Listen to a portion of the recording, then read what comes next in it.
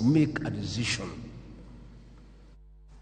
Wadhi Kakamega kama moko kuom jokanyo mag duond bura mar ODM bade ma Kakamega oseyomo kuom jotelo mag Kenya Kwanza matemo chocho chenro mar jatend piny mar Nigeria machon Olusegun Obasanjo mar bedo jatheke kind jatend piny William Ruto kod ogai mar Azimio Raila Odinga.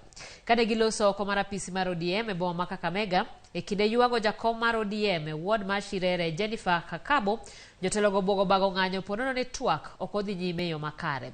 Jotelo go wacho ni piny Kenya dwaro twak e kind jotelo mondo kwe mochwere obedie.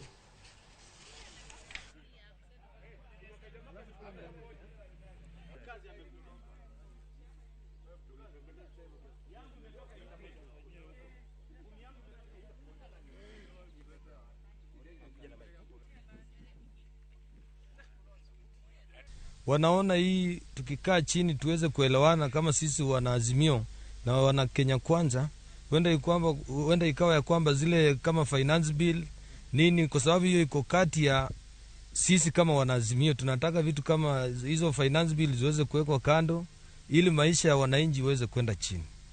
Hiyo ndio mambo ambayo inawatisha. Kama Ruto anataka yeye akuwe controlled na watu kama Gachagua, Raila anaongea huku, wanajifanya anaongea na Raila upande hii na Gachagua anavuta miguu ya Raila nyuma.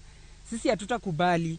Hii kama hiyo ndio njama yao, sisi bado tutarudi kwa streets na maandamano itaendelea. Kwa sababu hata pia sisi tumechoka, wamezungusha baba sana. Tunahitaji hiyo mazungumzo ikuwe, na mazungumzo kitu ya kwanza Raila amesema ni kwa ajili ya maisha imepanda juu. Tunaunga mkono kitu kama hiyo.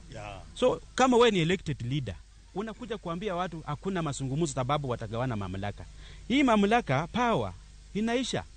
Unaweza chaguliwa leo maliza miaka 10 kama Uhuru alisema juzi, na urudi kuwa raia kama former president. Ukikuwa hapo usijipige kifua my friend. Wananchi ndio wako na uwezo. That's why tulienda kwa maandamano, mkaogopa maandamano sababu mnajua ukweli utabainika. Mkatupiga na mapolisi.